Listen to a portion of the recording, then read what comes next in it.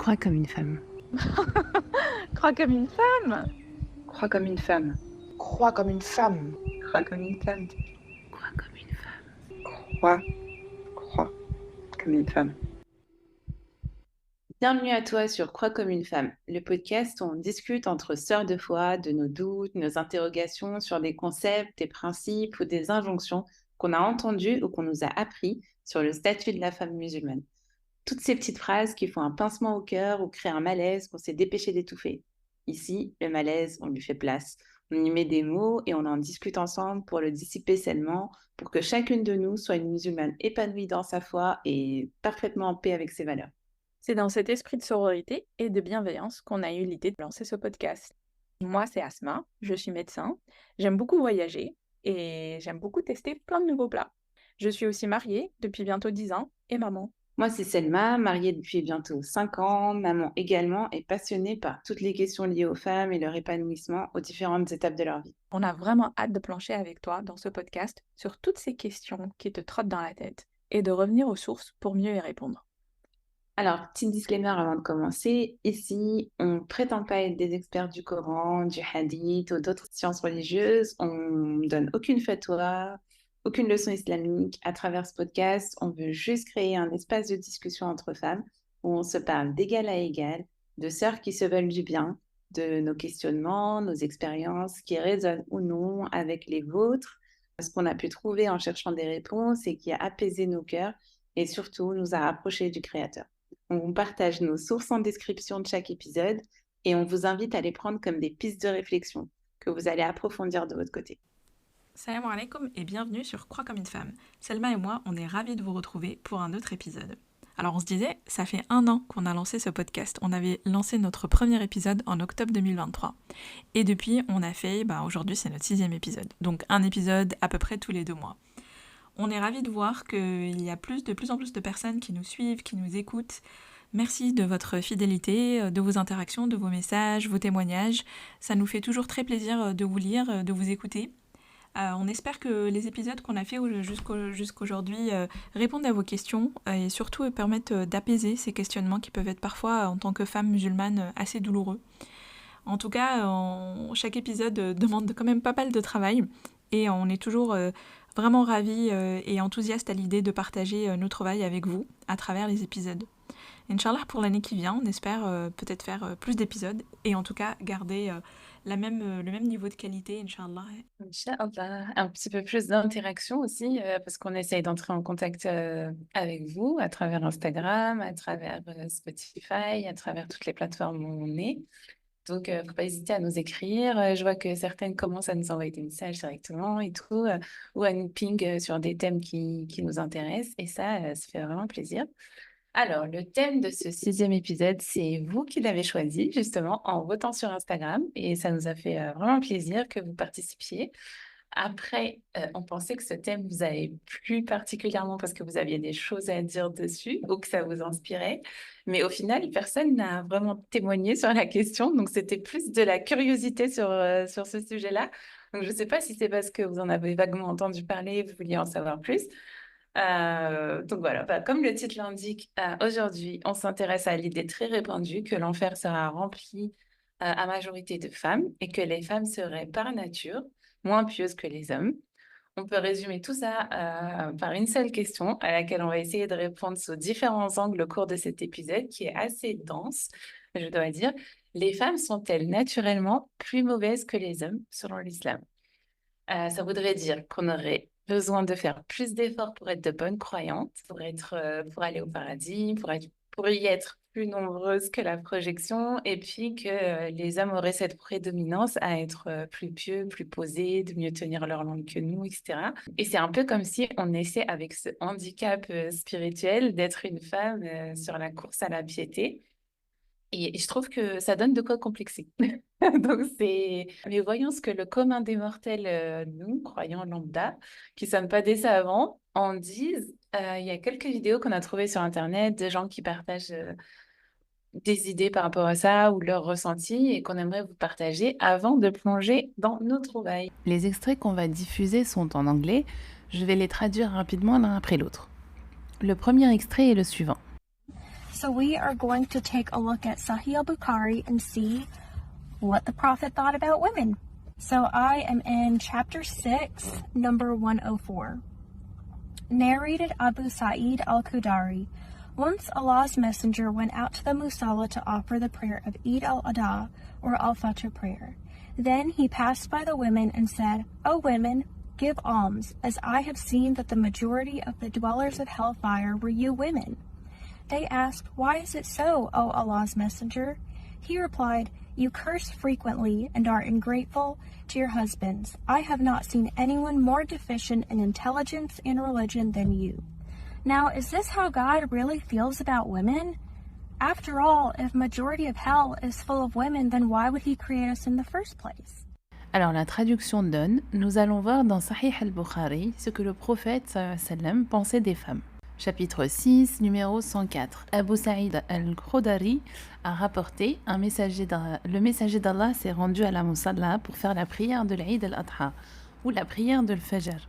Il est passé devant les femmes et a dit « Ô femmes, donnez l'aumône, car j'ai vu que la majorité des habitantes de l'enfer étaient des femmes. Pourquoi en est-il ainsi au messager d'Allah ?» Il répondit « Vous maudissez souvent et vous êtes ingrate envers vos maris. Je n'ai jamais vu personne de plus déficient que vous en matière d'intelligence et de religion. » Et là, elle commente « Est-ce là ce que Dieu pense des femmes ? Après tout, si la majorité de l'enfer était remplie de femmes, alors pourquoi nous a-t-il créés en premier lieu ?» Le deuxième extrait. The Prophet Muhammad sallallahu alaihi wasallam said, More women will enter hell than men. And I will obviously not argue that. But if you question yourself, why? Why is that? It's because women are more likely to perform fitna, generally, and not notice that they're doing something wrong, with beauty, with simple things. In addition to that, there's a higher population of women. That's why they tell men you can marry 4. La traduction donne « Le prophète sallallahu alayhi wa sallam a dit « Plus de femmes entreront en enfer que d'hommes. » Et la jeune fille dit « Et je ne le contesterai évidemment pas. Mais si vous vous demandez pourquoi, c'est parce que les femmes sont plus susceptibles de faire de la fitna en général et de ne pas s'apercevoir qu'elles font quelque chose de mal, à travers la beauté et des choses simples. En plus de ça, il y a une plus grande population de femmes, c'est pourquoi ils disent aux hommes que vous pouvez en épouser 4. » Alors, il y a beaucoup de choses là-dedans. On va déconstruire tout ça. À la lumière de ces mini-témoignages, de ces vidéos, on peut en tirer que faire croire ou laisser penser que notre nature de femme est plus encline au péché que les hommes, c'est pas anodin. Et c'est pas quelque chose de minime. Ça a des conséquences négatives, pour pas dire dramatiques, à plusieurs niveaux. Donc, c'est ça que je voulais aborder, vraiment de voir en quoi c'est important. C'est quoi l'impact de ce genre d'idées? Est-ce que vraiment on devrait s'attarder sur ça? Ou c'est juste des idées comme ça c'est des petites phrases par-ci par-là, mais ça n'a pas vraiment d'impact. En fait, l'impact est énorme. Donc, sur le plan psychologique, ce genre d'idées, elles tendent à créer un sentiment de culpabilité chez les femmes, qui se sentiraient toujours fautives, même sans commettre en fait de vrais péchés, de mauvaises actions. Elles ont ce sentiment de culpabilité constant qui peut miner l'estime de soi et engendrer de l'anxiété parce qu'on est extra vigilante, on se remet en question, on doute de ses paroles, de ses envies régulièrement pour éteindre au plus vite toute petite tentation ou mauvaise pensée avant qu'elle se matérialise en péché. Donc, c'est vraiment source d'anxiété. Se percevoir aussi comme moralement inférieur aux hommes, ça peut entraîner une sorte de complexe autour du fait d'être femme. Et donc un sentiment d'infériorité et une tendance à se dévaloriser. Alors que c'est quelque chose, c'est notre nature d'être femme. On est né comme ça, du coup, se dévaloriser par rapport à ça, ça laisse une empreinte assez profonde sur notre psyché à long terme. Et dans cet état d'esprit, une femme, elle se sentira toujours moins légitime pour s'affirmer. Si vraiment elle intériorise qu'elle est inférieure aux hommes sur le plan moral, elle n'aura pas tendance à s'affirmer, à prendre la parole ou à demander ses droits. Et si ces pensées sont accentuées d'une manière ou d'une autre, donc par des gens qui les renforcent ou par des visuels, du contenu, des livres qui renforcent cette idée, elles peuvent avoir des conséquences encore plus graves selon la fragilité psychologique de la personne. Donc ça peut engendrer une forme de dépression ou même des tendances à l'autopunition, des choses comme ça. Sur le plan spirituel maintenant, ça a aussi un impact. Ça crée une vulnérabilité vis-à-vis de certains abus ou forme de manipulation. Donc cette croyance d'être inférieure spirituellement, elle peut par exemple être exploitée par des figures d'autorité religieuse pour contrôler ou subjuguer les femmes en rappelant leurs tendances prétendues au péché et en utilisant la peur du châtiment divin pour limiter leur autonomie ou pour les conduire à faire telle ou telle chose qu'elles n'ont peut-être pas envie de faire ou qu'elles n'auraient pas accepté dans d'autres circonstances. Et du coup, ça les rend plus sujettes à l'emprise. Ces idées, elles peuvent aussi éloigner les femmes de l'islam authentique, donc d'une spiritualité épanouissante et bienveillante envers les femmes.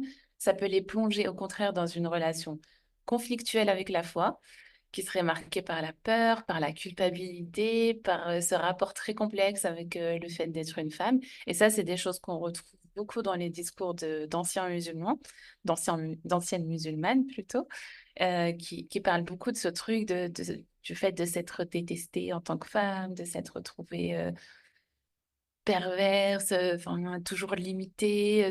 C'est vraiment ça que ça va alimenter. Et du coup, ça ouvre une porte à une faiblesse de la foi, à des fragilités autour de ça, au lieu de privilégier l'amour, la miséricorde divine et tout, qui sont ce que Dieu nous adresse comme message en tant que femme. Et ça peut mener jusqu'à renier la foi et que ça devienne une source de souffrance au quotidien. On s'intéresse maintenant à l'impact sociétal de ces pensées. Parce que du coup, là, on est sur l'impact psychologique, c'est l'impact individuel que ça a sur chaque femme, donc selon son schéma, ses fragilités personnelles et tout.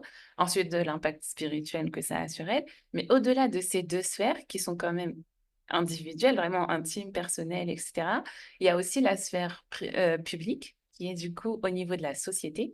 Et ça a un impact aussi sur ça. Croire que les femmes sont intrinsèquement plus susceptibles de pécher et seront majoritairement en enfer de façon générale, permanente, comme une vérité absolue, ça renforce l'idée que les femmes, elles sont moralement et spirituellement inférieures aux hommes, ce qui justifie donc des inégalités sur plusieurs aspects de la vie sociale, de la vie familiale, de la vie politique, de la vie économique.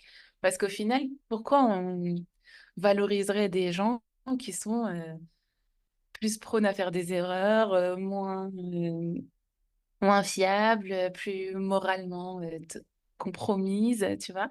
Ça a vraiment la- cette idée, elle laisse une trace sur tout son chemin et ça impacte plusieurs aspects au final. Donc cette perception, elle peut conduire à la marginalisation des femmes dans les communautés religieuses aussi, où elles sont déjà souvent exclues des postes de leadership ou de prise de décision.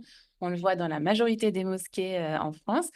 Les femmes, elles sont là pour être bénévoles lors des événements, pour divertir les enfants, faire du henné, cuisiner le salé, le sucré, mais pas pour prendre les décisions budgétaires ou les décisions d'organisation ou pour faire partie des boards qui discutent des choses qui impactent la Oumma, de ce qu'on va faire ou pas faire.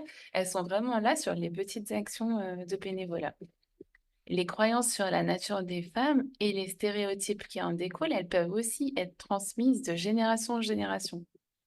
Et ça, c'est un truc que je trouve, notre génération, à toi, à moi et Asma, elle en est de plus en plus consciente, elle est vraiment dans cette réflexion de la transmission et tout.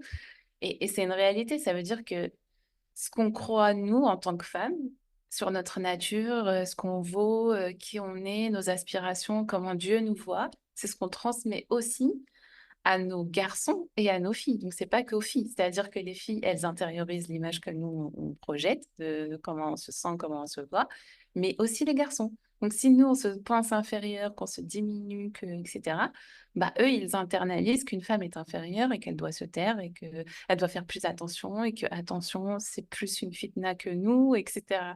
Tu vois? Donc ça façonne des comportements qui vont ensuite être problématiques.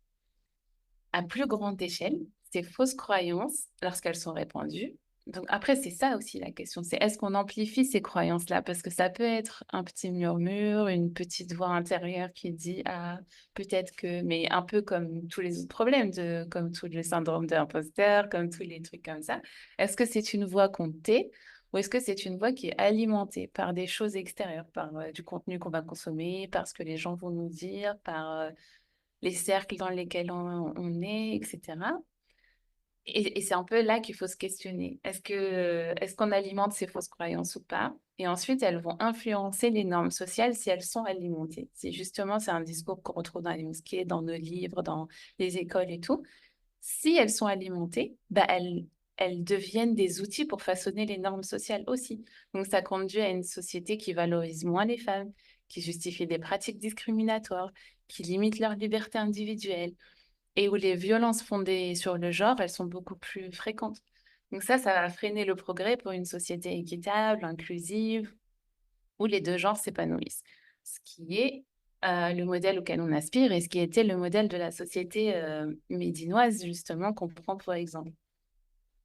Alors, creusons maintenant les sources de ces idées pour distinguer les nuances. En fait, le but, c'est de mieux comprendre les explications et dissiper le conflit interne qu'on a entre ces idées-là viennent de sources religieuses, donc elles doivent être vraies, et comment nous, on les communique, comment elles sont amplifiées, etc. Le but, c'est de réussir à discerner le vrai du faux et à mettre du gris un peu dans le discours. Donc, c'est pas tout est bon, tout est à prendre et on rejette tout. Il y a un juste milieu où justement la science, pas juste la science moderne, mais même la science religieuse aide à faire le tri. Donc, commençons par le hadith qui traite justement que l'enfer sera majoritairement peuplé de femmes. Donc, ce hadith, l'original, la version originale du hadith, dont je mentionnerai pas la première, je ne mentionnerai que la première partie qui nous concerne, c'est le suivant. Abu Sa'id al-Khudri a rapporté. Le messager d'Allah, sallallahu alayhi wa sallam, a dit Ya ma'shara an-nisa, tasaddaqna fa inni uritukunna akthara ahli al-nar. Et du coup, ça se traduit par Ô assemblée de femmes, faites la charité, car je vous ai vu comme une majorité de gens dans le feu de l'enfer. Et les femmes ont répondu Pourquoi ça au messager d'Allah? Il a répondu Vous maudissez souvent les autres et vous êtes ingrates envers vos moyens de subsistance, ce qui fait référence à leur mari qui subvenait à leurs besoins. Donc ce hadith est sahih et vient de Sahih al-Bukhari. On vous met la référence comme d'habitude dans le document source. Mais avant de juste prendre le texte littéralement, dans ce qui est dit exactement et tout, il faut revenir au contexte dans lequel ce hadith s'inscrit. Quand on aborde un hadith, les savants expliquent souvent que, tout comme les versets du Coran, il faut le replacer dans son contexte. Pourquoi le prophète sallallahu alayhi wa sallam l'a dit, à quelle audience. Et les paroles du prophète sallallahu alayhi wa sallam reflétaient des réalités sociales de son temps, où les femmes étaient concernées par des problématiques particulières qui ne seraient peut-être pas d'actualité aujourd'hui.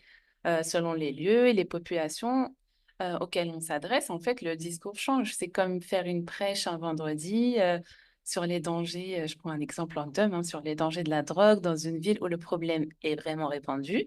Bah, c'est pertinent, c'est génial, ça impacte tout le monde.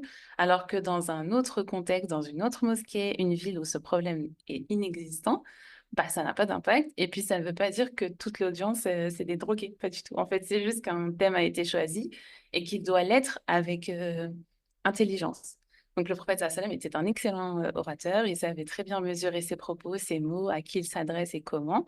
Et donc, s'il a choisi de dire ça à ces femmes-là, il faut aussi recontextualiser ça, que c'était pour son époque, pour les femmes qui le regardaient, et qu'il avait juste un message à transmettre à ces gens-là. Une petite précision par rapport à cette audience de femmes à laquelle s'adresse le prophète sallallahu alayhi wa sallam en particulier. C'est une précision assez importante, c'est que la majorité des femmes de l'audience étaient des Ansar, donc les femmes originaires de Médine.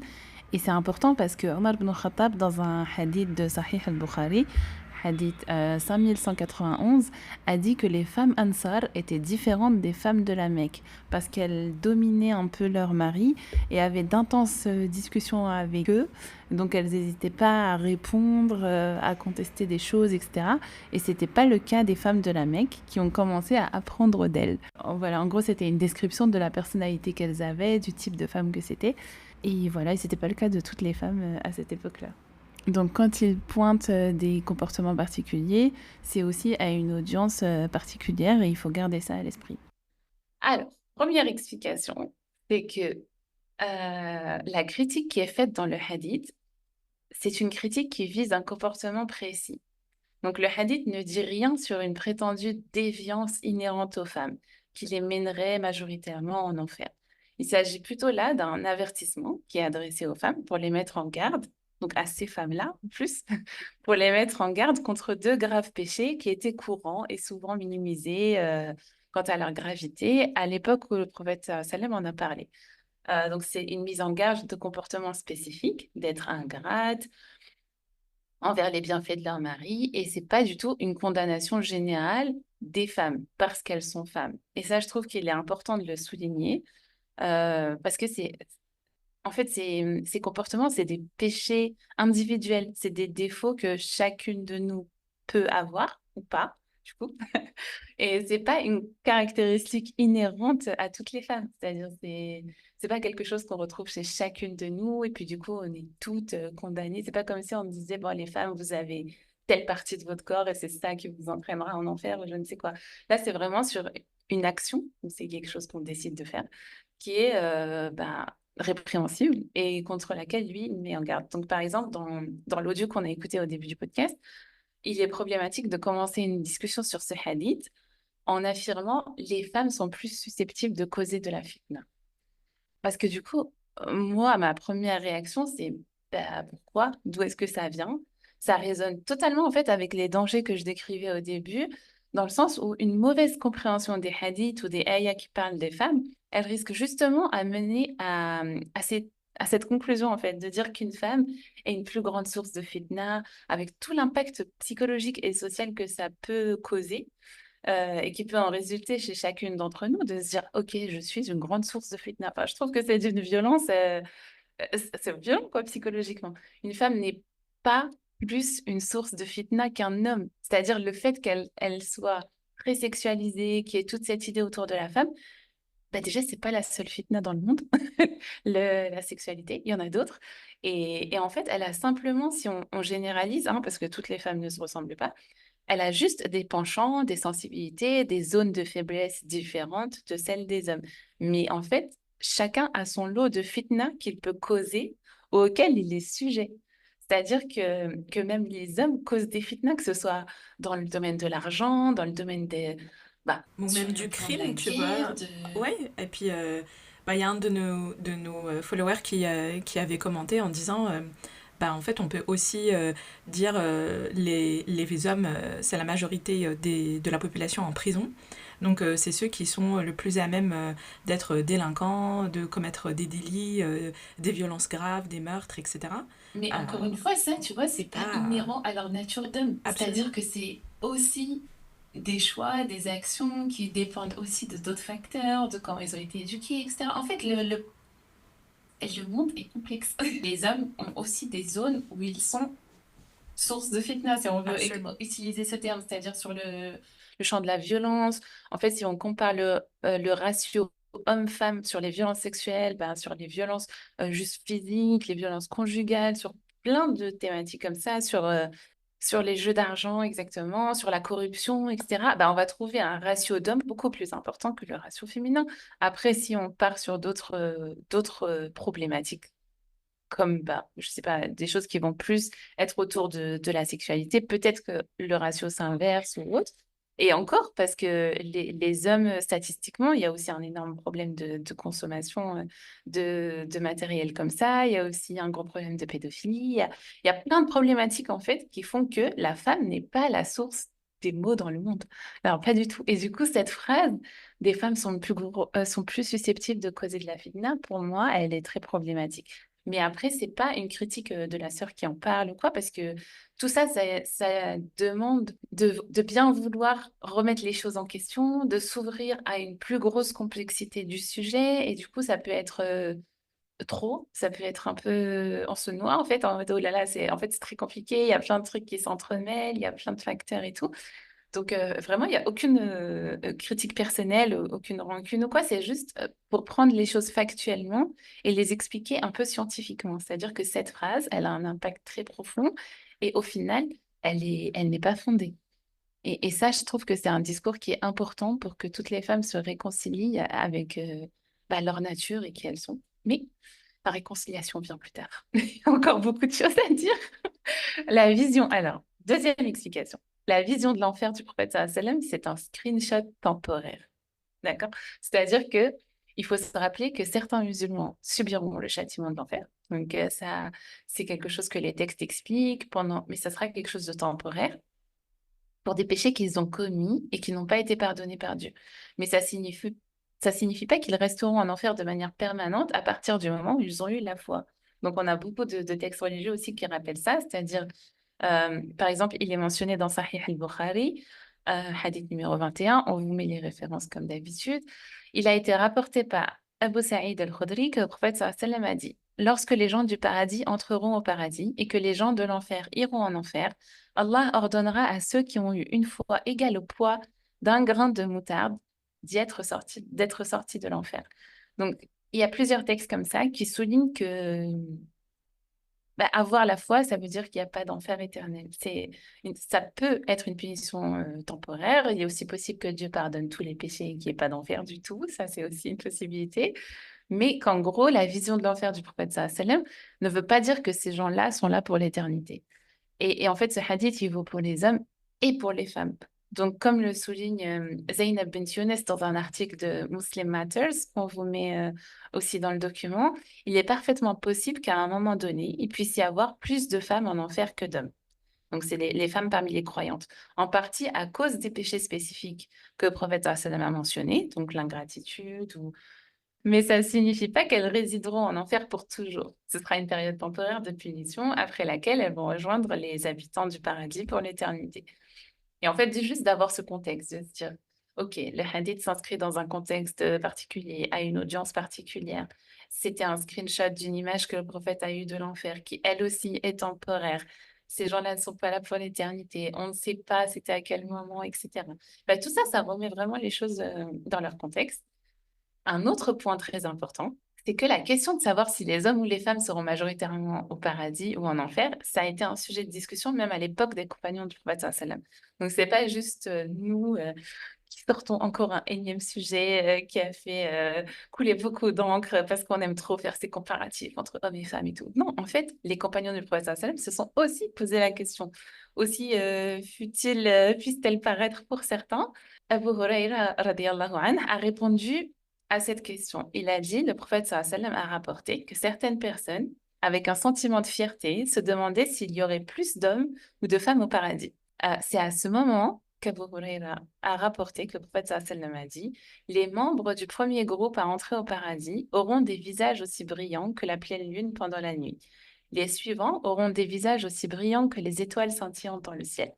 Chaque personne aura 2 épouses et la moelle de leurs jambes brillera sous leur chair, et personne ne sera sans épouse au paradis. Selon l'opinion d'Abu Huraira, les femmes seraient en fait plus nombreuses que les hommes au paradis en raison de ce hadith, qui selon certaines narrations précise que les 2 épouses mentionnées seront toutes les 2 des femmes croyantes humaines. Donc on ne parle pas des Hurul Ain, dont on discutera dans un prochain épisode, Inch'Allah.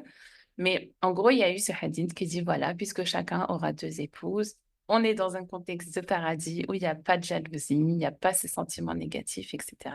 Donc, le hadith dit que puisqu'il y aura 2 femmes par homme et tout, ça veut dire qu'il y aura beaucoup plus de femmes que d'hommes. Certains savants, ils ont aussi déduit de ce hadith que les femmes constituaient la majorité de l'humanité. Donc, par exemple, Al-Qadi Iyad a dit, ce hadith démontre que les femmes sont majoritaires parmi les gens du paradis, et dans un autre hadith, qu'elles sont majoritaires parmi les gens du feu de l'enfer. Ce qu'on peut en déduire, c'est que les femmes sont majoritaires parmi les enfants d'Adam. Voilà, lui, il a tiré cette conclusion. Et l'imam Ibn Taymiyyah a commenté pareil, c'est parce qu'il y a plus de femmes que d'hommes. Il est authentifié qu'elles seront la majorité de la population du feu de l'enfer. Il est également authentifié que chaque homme des gens du paradis aura 2 épouses. C'est parce que les femmes seront plus nombreuses parmi ceux qui sont au paradis. Et de la même façon, en enfer. Donc, il dit parce qu'elles, les femmes, ont été créées en plus grand nombre. Il y a des savants contemporains, comme Cheikh Mohammed Saleh, Dr Yassir Qadhi, tous les 2 très connus à notre époque, qui ont confirmé cet aspect démographique et la légitimité de cette interprétation du hadith, qui change quand même la donne de dire les femmes seront plus nombreuses au paradis. Ça contrebalance totalement de dire les femmes seront plus nombreuses en enfer, avec toutes les nuances qu'on apporte, bien sûr, à cette compréhension. Mais ce qui est intéressant de souligner, en fait, c'est que ce point démographique qui est repris par beaucoup de personnes, même aujourd'hui, aujourd'hui, il n'est pas vrai. En fait, on a creusé scientifiquement et peut-être pas dire pas vrai, mais en tout cas, il est grandement nuancé. Ça veut dire qu'en 2024, et ça depuis de nombreuses années déjà, ce qui nous a vraiment surprise, moi et Atma, parce qu'on a entendu ça très souvent, que les femmes sont plus nombreuses. D'ailleurs, ça justifie tous les problèmes de mariage, ça justifie plein de choses. Et en fait, le nombre d'hommes et de femmes dans le monde est à peu près égal, bien que les hommes aient une légère avance, ils représentent 50,28% de la population mondiale, alors que les femmes, elles représentent 42,72%. Donc, on vous met les liens des stats, mais il est vrai en fait que la majorité des pays et des régions du monde comptent effectivement plus de femmes que d'hommes, mais les deux pays les plus peuplés, donc la Chine et l'Inde, ont une population masculine plus élevée. Donc, il y a plus d'hommes que de femmes dans le monde, parce que ça s'équilibre. C'est la natalité, en fait, ça commence, il y a plus il y a 102, je crois, ou 108, je sais plus, garçons qui naissent pour 100 filles. Oui, voilà, ça commence très tôt. Et puis après, il y a un problème de mortalité et tout. En fait, alors, attends. Il faut savoir que le risque de décès est plus élevé chez les hommes que chez les femmes. C'est ça que j'ai appris, tant dans l'enfance qu'à l'âge adulte. Donc, à un certain âge, le nombre d'hommes et de femmes s'équilibre, puis les femmes deviennent plus nombreuses. Donc, c'est vraiment plus compliqué que de dire il y a plus d'hommes et de femmes ou inversement. Donc, en fait, en France, par exemple, ça se produit à peu près 25 ans. Au-delà de cet âge, les femmes sont plus nombreuses que les hommes. Et la différence numérique entre les deux sexes, elle augmente avec l'âge. Donc, en France, pour 8 centenaires sur 10, c'est des femmes en 2020, par exemple. Donc vraiment, quand elles sont plus âgées, les femmes vivent plus longtemps que les hommes. Ça, c'est selon l'Institut national des études démographiques. Donc en fait, cette réalité, elle est probablement vouée à évoluer dans le temps. Et c'est comme ça qu'on pourra recouper cette réalité-là avec le hadith et le fait que parmi les signes du jour du jugement dernier, il a été rapporté que les femmes seront plus nombreuses que les hommes. Donc, c'est un hadith, c'est Anas ibn Malik qui a rapporté. Le prophète sallallahu alayhi wa sallam a dit, parmi les signes avant-coureurs du jugement dernier, il y a les suivants. L'ignorance générale dans les affaires religieuses prévaudra, la connaissance religieuse diminuera, les rapports sexuels illégaux prévaudront, les boissons alcoolisées seront bues en abondance, les hommes diminueront et les femmes augmenteront, à tel point que pour 50 femmes, il y aura un homme pour s'occuper d'elles. Donc, en fait, quand il est fait mention, donc ça, c'est un hadith sahih dans Sahih al-Bukhari et Sahih Muslim. Quand il est fait mention de 50 femmes, bien sûr, ça, c'est pas 50 épouses. Ça inclut la mère, les filles, les sœurs, bref, tout le monde. Dans une autre narration, Abu Moussa a rapporté que le prophète sallallahu alayhi wa sallam a dit, un temps viendra pour les gens où un homme se promènera avec de l'or pour faire la charité, mais il ne trouvera personne pour l'accepter. Et un seul homme sera vu, suivi par 40 femmes, cherchant refuge auprès de lui, en raison de la rareté des hommes et de l'abondance des femmes. Donc ça aussi, c'est un hadith sahih. Je ne sais pas trop comment recouper la différence entre 40 et 50. On n'a pas trop creusé dans ce détail, mais en tout cas, cette réalité qu'il y aura beaucoup plus de femmes que d'hommes, elle est affirmée dans les hadiths, mais plus comme un signe de la fin des temps, etc. Donc, ce qu'on constate aujourd'hui démographiquement, ça n'invalide pas le hadith du prophète sallallahu alayhi wa sallam. C'est-à-dire que on ne sait pas comment, enfin, on sait du coup qu'il y a une prédiction que les femmes vont être plus nombreuses et c'est un peu comme ça qu'on essaye de tout recouper. Donc je pense qu'il faut faire attention quand on dit des vérités en mode bah, les femmes sont plus nombreuses, ça s'explique comme ci, comme ça, alors qu'en vérité, on n'y est pas encore. C'est-à-dire que la science ne dit pas ça. Donc par exemple, si on parle à des non-musulmans, si on parle à des gens qui ne sont pas forcément exposés à ces informations-là, il faut, nous, en être outillés pour pas dire des choses qui sont fausses et qui peuvent ensuite porter préjudice à notre discours. Ensuite, le troisième point, c'est que ce hadith, on va conclure sur ça, c'est que ce hadith, il avait pour but d'inciter les femmes à améliorer leur comportement. Donc, c'est comme une prêche, vraiment, c'est comme une prêche d'un vendredi puisque c'est une prêche de l'Aïd. C'est un rappel pour améliorer le comportement de l'audience, etc. Donc, ça a une visée positive. C'est pas, le but, c'était pas de souligner les péchés des femmes et de les diminuer ou de les rabaisser sur la nature féminine, etc. C'était pas pour créer une discrimination. D'ailleurs, le prophète sallallahu alayhi wa sallam, il s'est adressé aux femmes, il est allé leur parler, il n'a pas dit ça au sein des hommes en pointant les femmes comme des mauvaises pratiquantes ou quelque chose comme ça. D'ailleurs, le Cheikh Yasser Qadi, il souligne ça pour justement dire, attention les hommes, c'est pas à vous de vous emparer de ces choses-là parce que le prophète sallallahu alayhi wa sallam ne s'est pas adressé à vous pour diminuer les femmes. Il a essayé d'élever les femmes en leur soulignant des choses qu'elles peuvent améliorer. Donc, toute cette partie ne traitait que du début du hadith du prophète sallallahu alayhi wa sallam sur ce point particulier de l'enfer. Mais le hadith est plus long et sa seconde partie, elle suscite encore plus d'interrogations et du coup d'explications parce qu'elle traite du niveau d'intelligence et de piété des femmes. N'est-ce pas, Asma? Alors oui, exactement comme tu disais, Selma, la seconde partie du hadith fait référence aux femmes comme étant déficientes en intelligence et en piété. Et ça a fait l'objet de nombreux commentaires et d'explications de la part de nombreux savants musulmans au cours de l'histoire.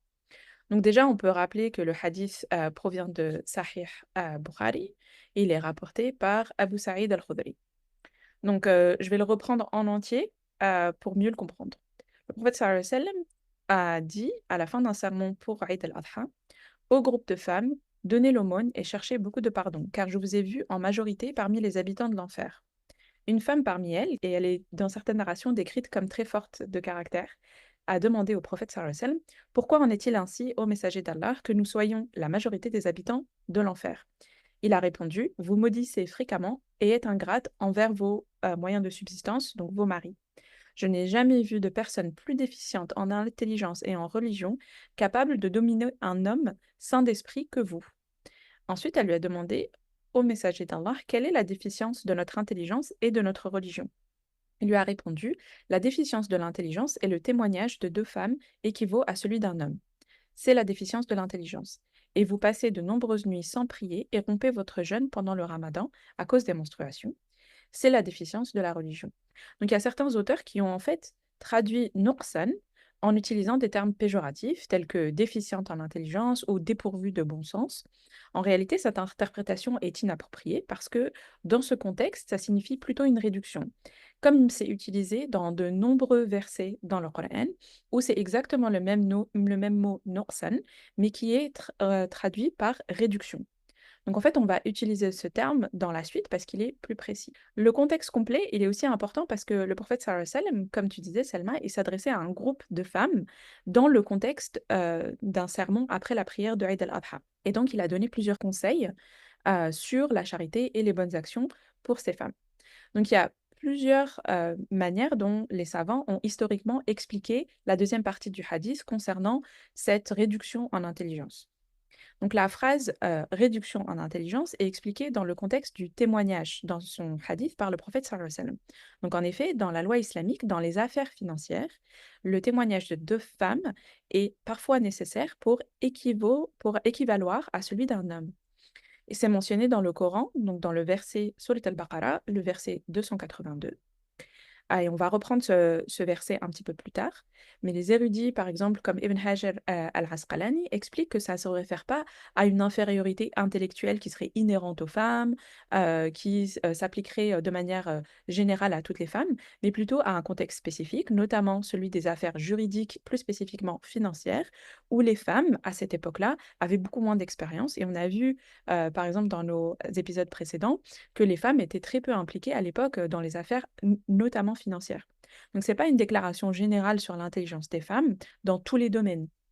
Ensuite, Al-Qurtubi et Ibn Taymiyyah, deux autres savants très connus, mentionnent que ça pourrait se référer à des différences cognitives et émotionnelles entre les hommes et les femmes, et non à une supériorité ou une infériorité, parce que le prophète sallallahu alayhi wa sallam dit en évoquant cette réduction en intelligence et en piété, que malgré ça, elles sont capables d'avoir l'ascendant en fait sur des hommes. Les femmes et les hommes peuvent exceller en fait dans différents domaines. Et c'est pas une comparaison ici, mais juste souligner certains domaines où les femmes peuvent avoir des manquements et certains domaines où en fait elles sont plus comment dire, expertes que les hommes, par exemple. Donc je vais revenir sur ces explications un peu plus en détail. La déficience ou la réduction en religion, en piété, quant à elle, est généralement expliquée par le fait que les femmes, comme le professeur Sallam le dit très clairement dans le hadith, sont exemptées de prière et de jeûne pendant les menstruations ou les saignements postpartum. Donc ces différences physiques, elles sont considérées comme une miséricorde d'Allah subhanahu wa ta'ala plutôt qu'un défaut inhérent. Je pense que toutes les femmes savent à quel point c'est fatigant quand on a juste avant ses règles et pendant ses règles, le fait de saigner, c'est pas anodin, ou quand on est en postpartum. Donc en fait, c'est une miséricorde et un allègement de nos devoirs religieux que Allah subhanahu wa ta'ala nous a accordé pendant ces moments-là. Donc les femmes, nous les femmes, automatiquement, on manque certains actes de culte pendant ces périodes. En quantité, en fait, on fait moins d'actes d'adoration dans la pratique religieuse, mais ça ne dit rien en fait de la qualité de ces actes. euh, et c'est ce que le prophète sallallahu alayhi wa sallam a défini comme la réduction en religion. Les savants clarifient en fait que cette déficience, elle se réfère à la capacité d'accomplir certains actes de culte, et comme je disais, pas à une diminution ou une moindre qualité de la foi ou de la proximité avec Allah subhanahu wa ta'ala. L'incapacité des femmes à prier pendant leurs règles, c'est encore une fois une miséricorde, pas une faute. Et l'islam nous enseigne que les hommes et les femmes sont spirituellement égaux devant Allah subhanahu wa ta'ala. On y a fait longuement référence dans les précédents épisodes, et notamment l'épisode 1, que je vous encourage vraiment à écouter. Le hadith ne sous-entend pas que les femmes donc sont moins vertueuses, mais elle se réfère simplement au fait qu'elles accomplissent moins d'actes rituels en raison de leurs conditions biologiques qui, encore une fois, ne sont pas décidées par les femmes. C'est comme ça qu'Allah subhanahu wa ta'ala nous a faites. Et la leçon du coup plus large du hadith, c'est d'encourager les femmes à augmenter leurs actes de charité et d'adoration dans le cadre d'un prêche. On peut revenir un petit peu plus sur l'interprétation et l'explication que les savants donnent du verset 282 de Surat al-Baqarah concernant la valeur du témoignage d'une femme, et auquel le hadith fait référence pour expliquer la réduction d'intellect. Très souvent, le verset est coupé. Et dans de nombreuses sources en fait que j'ai trouvées lorsque je cherchais à comprendre ce verset, en fait, je trouvais juste cette partie. Et là, je cite, « Et faites témoigner 2 témoins d'entre vos hommes. S'il n'y a pas 2 hommes disponibles, alors 1 homme et 2 femmes parmi celles que vous approuvez comme témoins, afin que si l'une des 2 femmes se trompe, l'autre puisse lui rappeler. » Mais en réalité, le verset complet est « Ô vous qui avez cru, lorsque vous contractez une dette pour une échéance déterminée, écrivez-la, et que parmi vous, un écrivain écrive avec justice. Que personne ne refuse d'écrire, qu'il soit riche ou pauvre. Si l'écrivain refuse, qu'il écrive comme il lui a été ordonné, et que 2 témoins soient pris parmi vos hommes. Et si 2 hommes ne sont pas disponibles, alors 1 homme et 2 femmes, parmi ceux que vous agréez en tant que témoins, afin que si l'une des 2 femmes oublie, l'autre puisse lui rappeler. Et ne refusez pas d'écrire les contrats, qu'ils soient petits ou grands, jusqu'à leur terme. Cela est plus équitable auprès d'Allah subhanahu wa ta'ala et plus susceptible d'établir le témoignage et plus propice à éloigner le doute, à moins qu'il ne s'agisse d'un commerce présent entre vous et que vous pouvez conclure sans qu'il soit écrit. Et ayez des témoins lorsque vous concluez un contrat, que ni l'écrivain ni le témoin ne soient lésés. Et si vous le faites, cela serait une transgression de votre part, et craignez Allah. Allah vous enseigne et Allah est omniscient. Donc ça, c'est tout le verset dans sa globalité. Et les savants ont interprété ce verset de diverses manières et ont proposé diverses explications pour justifier pourquoi est-ce que 2 femmes sont requises à la place d'un homme dans ce contexte.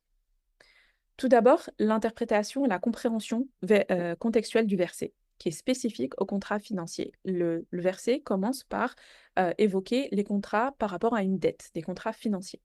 De nombreux savants, notamment Ibn Taymiyyah ou l'imam Mohammed Abu Abd, qui est un peu plus contemporain, par exemple, soulignent que ce verset est spécifique au contexte des transactions financières, en particulier celles qui impliquent des contrats de dette, où la précision et la tenue des registres détaillés sont vraiment essentielles. Le verset ne s'applique donc pas à tous les types de témoignages, et dans certains cas, le témoignage d'une seule femme peut être accepté d'après ces mêmes savants. C'est donc l'interprétation d'Ibn Taymiyyah. Si une femme est experte dans ce domaine, alors son témoignage suffit. Ensuite, les normes sociales de l'époque. Donc, on parle ici d'une règle qui reflète les réalités sociales de l'Arabie du 7e siècle, où les femmes avaient généralement moins accès à l'éducation et à l'expérience, notamment dans les affaires financières.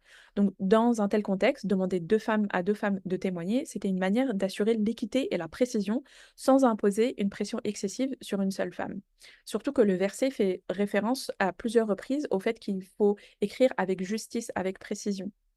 Avec l'évolution de la société, certains érudits, maintenant plus contemporains, soutiennent que cette règle doit être comprise dans son contexte plus historique et social, et notamment, donc, ou parfois, dans certains cas, le témoignage d'une femme peut suffire.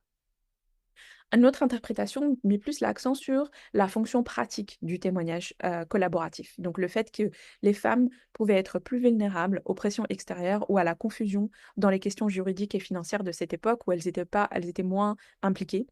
Et demander à deux femmes de témoigner, ça offrait aussi un mécanisme de soutien où l'une pouvait rappeler à l'autre en cas d'oubli ou d'erreur et être moins susceptible ou moins vulnérable à de potentielles pressions extérieures. Ce raisonnement n'est pas basé sur une supposée déficience intellectuelle des femmes, mais plutôt sur leur expérience sociale à cette époque-là. Donc, pour toutes ces raisons, la majorité des savants et des exégètes insistent sur le fait que ce verset ne doit pas être interprété comme un principe général concernant le témoignage des femmes dans tous les cas. Le verset est spécifique aux transactions financières où l'exactitude est primordiale. Et dans d'autres contextes, comme les affaires familiales ou le témoignage dans les affaires criminelles, le témoignage d'une seule femme peut suffire et dans certains cas, le témoignage des femmes peut être même préféré. Par exemple, dans les questions relatives à la naissance ou à l'allaitement, où les femmes ont plus d'expertise. Ensuite, certains savants contemporains soutiennent qu'avec les changements dans les normes sociales, l'éducation, l'implication des femmes dans diverses professions, la nécessité d'une telle mesure pourrait ne plus être pertinente dans notre contexte moderne. Ces savants suggèrent que le verset doit être, encore une fois, compris dans son contexte historique et culturel. Et son application peut évoluer en fonction des circonstances actuelles. Donc, il plaide en faveur d'une considération plus égalitaire du témoignage des hommes et des femmes dans le monde contemporain, étant donné que les femmes sont désormais également éduquées, parfois plus éduquées et impliquées dans les affaires, notamment financières et juridiques. Si on revient au hadith, où le naqs aql est relatif au témoignage comme évoqué dans ce verset, alors on comprend de manière plus aisée que le prophète sallallahu alayhi wa sallam souligne certains manquements ou une moindre performance qui sont plus fréquentes chez les femmes de son époque auxquelles il s'adresse. Et ce n'est pas une généralité que les femmes seraient globalement moins intelligentes ou moins performantes que les hommes. Et il les encourage à pallier à ce déficit ou à cette réduction par un acte d'adoration qui est la charité. Par ailleurs, il fait référence à Naqs aql wa din pour ensuite mentionner que malgré ça, les femmes ont un grand pouvoir de persuasion, notamment sur les hommes. Donc il dit, je n'ai jamais vu de personne plus déficiente en intelligence et en religion capable de dominer un homme sain d'esprit que vous, en faisant ainsi donc l'éloge de leur pouvoir de convaincre, d'amener les autres à changer d'avis, etc.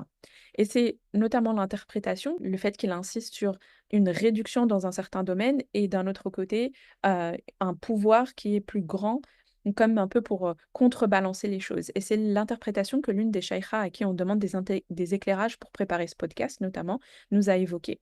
Donc, malgré une réduction de connaissances ou d'expérience dans certains domaines, comme on vient de le voir, les femmes ont quand même un grand pouvoir de persuasion, une finesse d'esprit que le prophète sallallahu alayhi wa sallam a mentionné et souligné dans le hadith. Donc ensuite, j'ai voulu creuser un petit peu plus et voir ce que la science contemporaine dit des capacités cognitives entre les hommes et les femmes. Est-ce qu'il y a des différences en fonction du genre? Et la réponse est oui. Les femmes et les hommes n'ont pas les mêmes capacités cognitives, surtout, par exemple, concernant la mémoire, qui est quelque chose d'important quand on parle de témoignage notamment. En fait, les recherches sur les différences de mémoire entre les hommes et les femmes suggèrent qu'ils excellent dans différents types de tâches mémorielles, plutôt qu'un sexe ayant une meilleure mémoire de manière générale. Donc la mémoire est découpée en plein de différents types de mémoire. Donc j'ai évoqué celle-ci et évoqué les études qui ont testé en fait les performances des femmes et des hommes dans ces types de mémoire. Tout d'abord, la mémoire verbale. Les femmes tendent à surpasser les hommes dans les tâches de mémoire verbale, comme se souvenir de mots, de conversations, de listes d'éléments.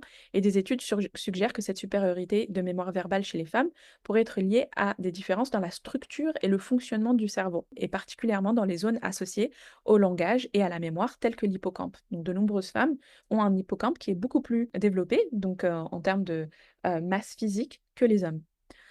Par contre, pour la mémoire spatiale, les hommes, en général, surpassent les femmes dans les tâches impliquant ce type de mémoire, comme naviguer des itinéraires ou se souvenir de la disposition des environnements.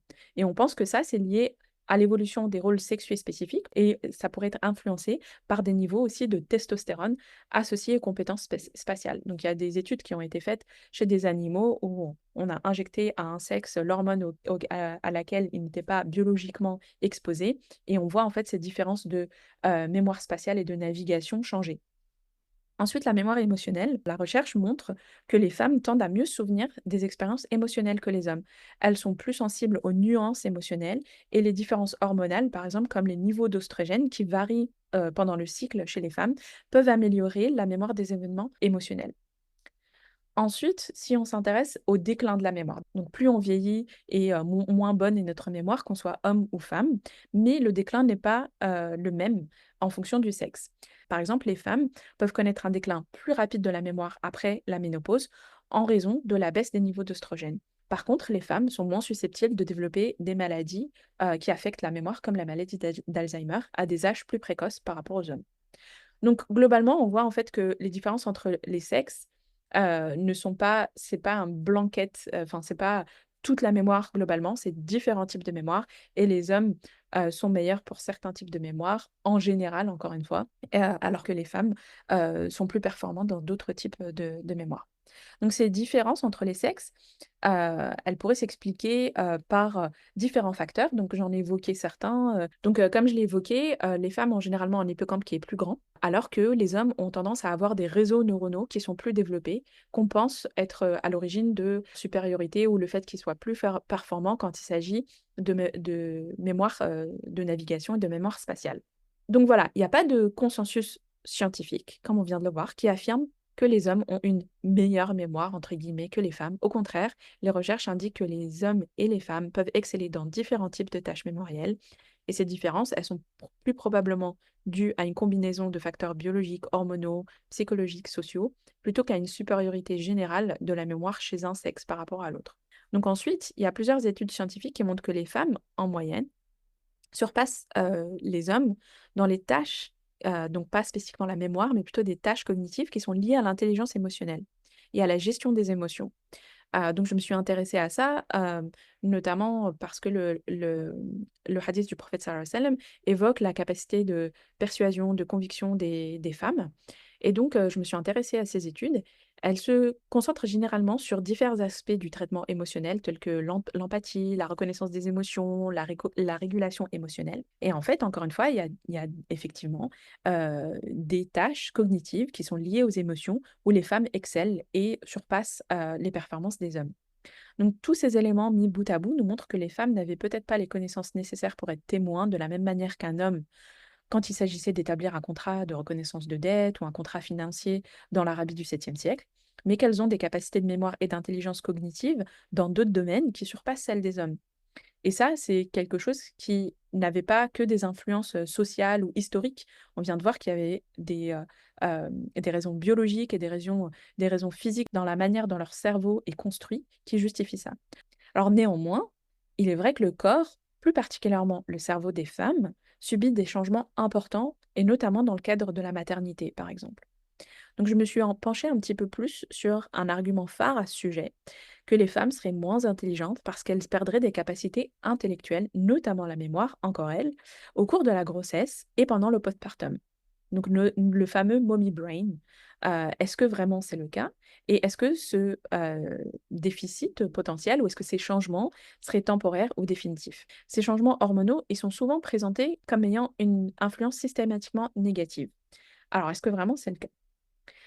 Donc le cerveau est très plastique, ça on le sait, et surtout pendant l'enfance. En gros, de la naissance à 6 ans, c'est là où on a les capacités d'apprentissage les plus grandes. Et ensuite, ces capacités vont diminuer, on observe une consolidation des apprentissages et de la mémoire, on a un cerveau moins plastique et c'est comme ça qu'on explique que c'est plus difficile, par exemple, d'apprendre une nouvelle langue ou d'apprendre de nouvelles choses, au fur et à mesure qu'on vieillit.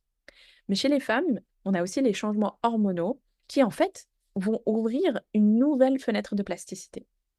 Donc, en fait, cette période, qui est souvent appelée plasticité cérébrale maternelle, elle implique des changements significatifs dans la structure même et la fonction du cerveau. Et ces facteurs-là vont nous amener à être plus performantes, à être mieux préparées pour les exigences qui sont liées aux soins d'un nouveau-né. Et elles reflètent la capacité du cerveau maternel, du cerveau des femmes, à se réorganiser pour répondre à ces nouvelles exigences qui garantissent que les mères sont mieux équipées, mieux préparées pour s'occuper de leur nourrisson. Et globalement, ce n'est pas forcément quelque chose de négatif comme c'est souvent présenté. Au contraire, c'est une nouvelle fenêtre de plasticité, une opportunité pour le cerveau maternel de se réadapter et d'être mieux équipé à s'occuper d'un nouveau-né.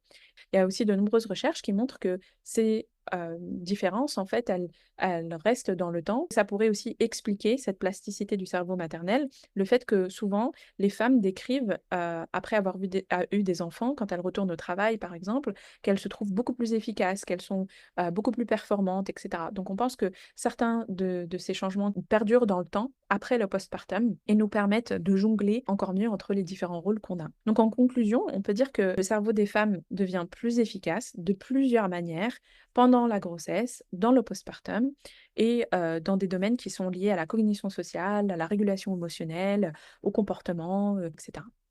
Ces changements reflètent plutôt en fait une capacité qui est assez remarquable du cerveau à s'adapter à de nouveaux défis, notamment la maternité.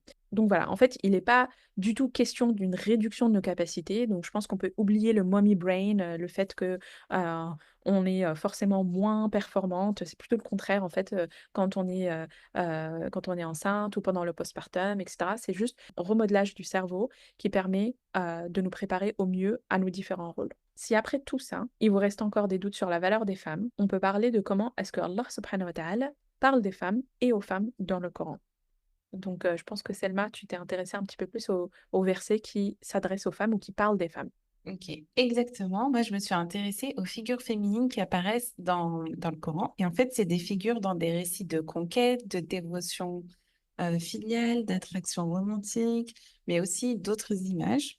Il n'y a pas de norme unique. C'est ça qui est vraiment intéressant. C'est que le Coran, il dépeint pas une figure féminine type. Donc, on a des femmes qui sont pieuses, d'autres qui sont impies, perspicaces ou ignorantes, autoritaires ou timides, âgées ou jeunes, mariées ou célibataires. Soit elles règnent, soit elles sont gouvernées, fertiles ou stériles. Genre vraiment, il y a un large panel de femmes. Et Dieu en loue certaines pour leurs vertus et en réprimande d'autres pour leurs mauvaises actions.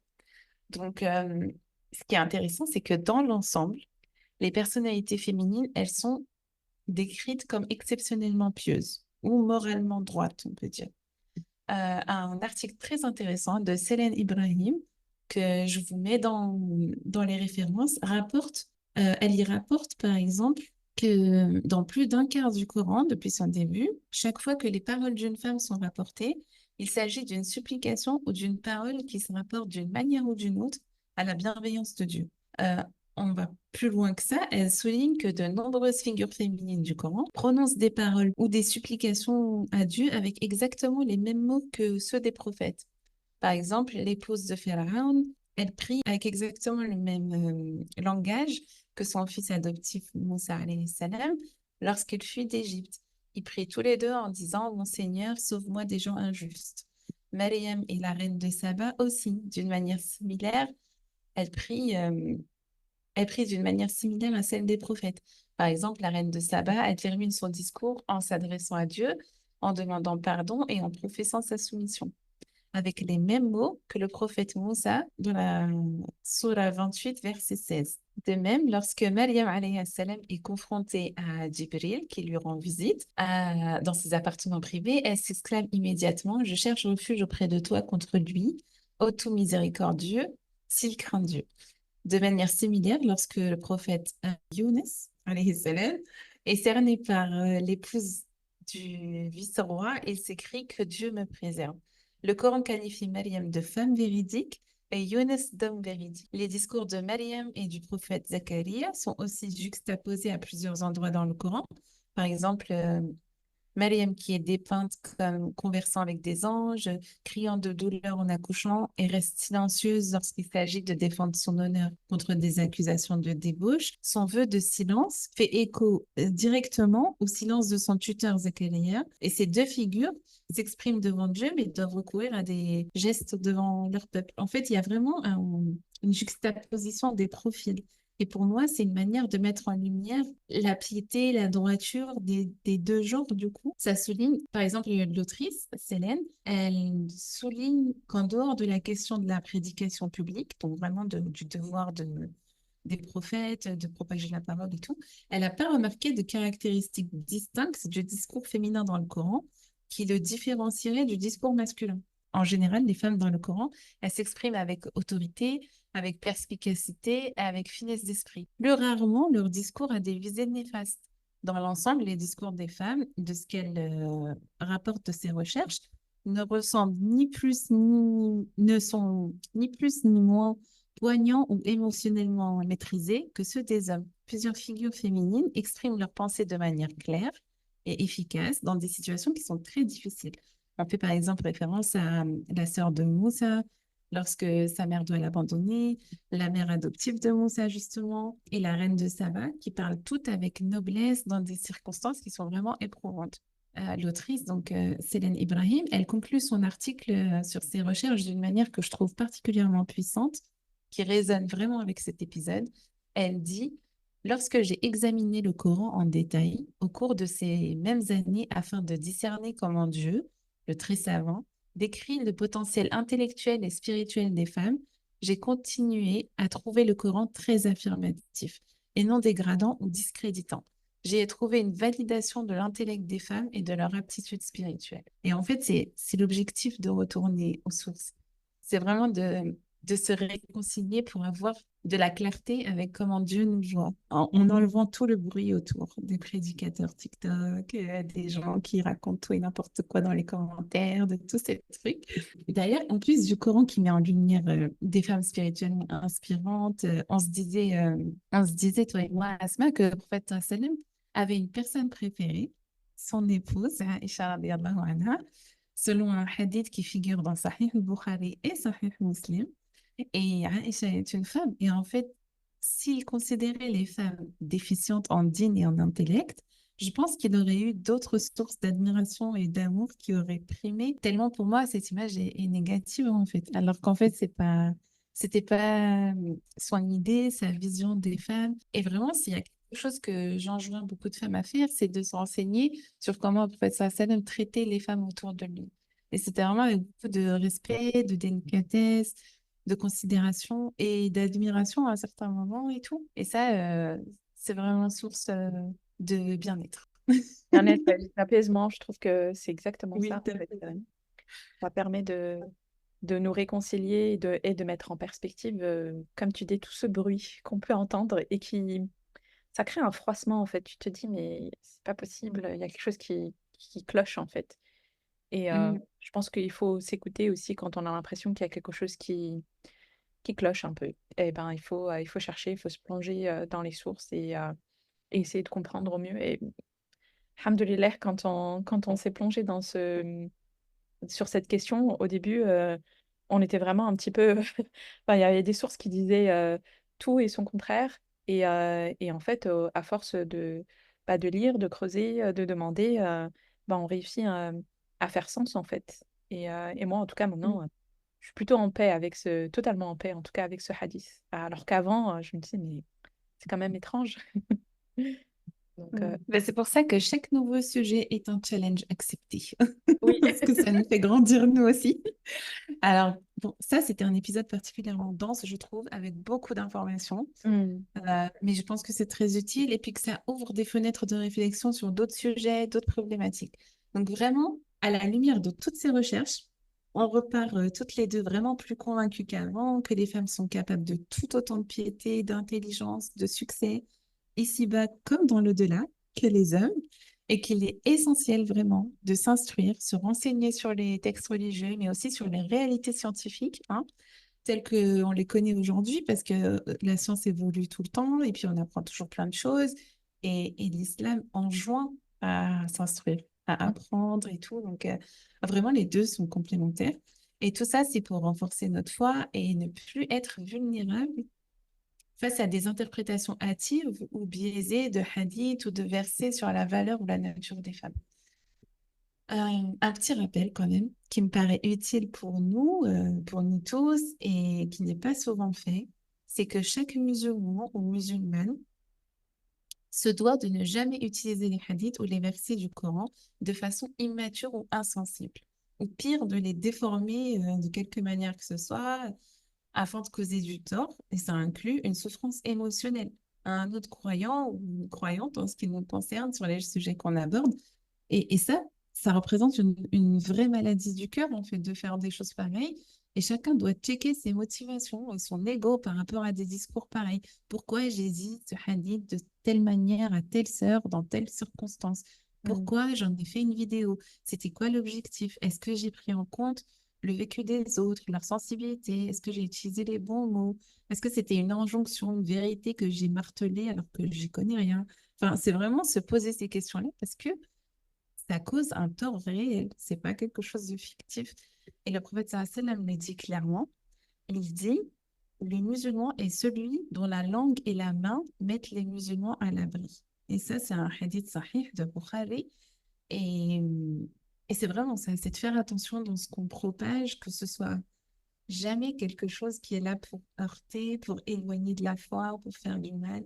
En tout cas, de prendre vraiment toutes les pincettes et de se renseigner au maximum. Là, par exemple, si je devais enseigner un des hadiths qu'on a abordés, bah, ça demande tout ce travail pour que l'auditoire, je veux dire la personne, la femme en tant qu'individu qui est en face de moi, son histoire, ses fragilités, etc., bah, je lui communique vraiment quelque chose de nuancé, qui a les mots bien pesés, qui va à peine lui donner un peu un mal-être, un peu comme tout ce qu'on a décrit au début, et peut créer des perturbations qui peuvent mener à des choses beaucoup plus graves. Et c'est un peu ce flux des jeunes femmes qui s'écartent de l'islam qu'il faut prévenir en faisant vraiment attention au message qu'on communique.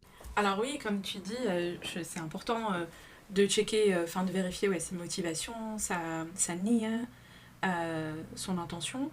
Alors, d'un autre côté, c'est vrai que la nasiha, ou se donner des conseils, se faire des rappels entre musulmans, c'est quelque chose qui est très important et inhérent à notre foi, qui est encouragé, mais c'est important de le faire avec tact, avec humilité, et en fait, il y a tout un adab, de bonnes pratiques qui sont décrites par les savants, dans des hadiths, etc., sur comment donner un conseil, sur comment faire la nasiha. Donc, même si on veut rappeler certains défauts, certains manquements des femmes, par exemple, ou des hommes, il y a toute une manière de le faire. Et je pense notamment à tous les imams 2.0 qui souvent utilisent des hadiths, parfois tronqués, ou des hadiths faibles, etc., pour malheureusement faire le buzz. Et je pense que dans ce cas-là, ça fait beaucoup plus de mal que de bien, et je pense que ça rentre pas vraiment dans la définition de nasiha. Donc voilà, je pense que cet épisode a été quand même assez dense. Elle a demandé beaucoup de recherches, beaucoup de questions qu'on a posées avec Selma. Je pense qu'Inch'Allah, on a répondu à la question. Et que les explications vont permettre d'apaiser vos cœurs autant que ça a apaisé les nôtres. Et parce que tout ça, c'est parti d'une question. Oui, exactement. Oui. Alors pareil, j'espère que cet épisode vous a plu et que vous avez beaucoup appris, en tout cas autant que nous. Si c'est le cas, partagez-le à vos sœurs, vos amis, vos mères et pourquoi pas aux hommes autour de vous. Alors, pour notre prochain épisode, on va sortir un petit peu du fonctionnement de la vie de couple qu'on a abordé jusqu'ici et plutôt parler de sa fin, donc de son éventuelle fin, le divorce. Parce qu'on a entendu vraiment beaucoup de choses assez confuses à ce sujet et qu'il y a énormément de questions autour de ça. Alors, est-ce que c'est vrai que seuls les hommes peuvent divorcer religieusement et qu'une femme doit donc attendre, convaincre son mari si elle veut se séparer? Que devient le logement conjugal en cas de séparation? Quelles sont les protections que l'islam offre à la femme? Et aussi, qu'est-ce qui devient des enfants, éventuellement s'il y a des enfants au sein du couple? Alors n'hésitez pas à témoigner, à nous partager ce que vous avez entendu, vos expériences ou les expériences de vos proches autour de vous. Je pense qu'on a tous entendu plus ou moins quelque chose à propos du divorce, que ce soit de la famille ou des amis. Et vraiment, c'est avec beaucoup de joie qu'on reçoit vos témoignages et on est toujours honoré de la confiance que vous nous faites en nous confiant ces témoignages. Ils sont anonymes et vous pouvez témoigner à travers notre page Insta ou en utilisant le lien SpeakPipe qui est dans notre bio. On vous laisse sous la protection du Très-Haut et on vous dit à très bientôt. Fi amanillah.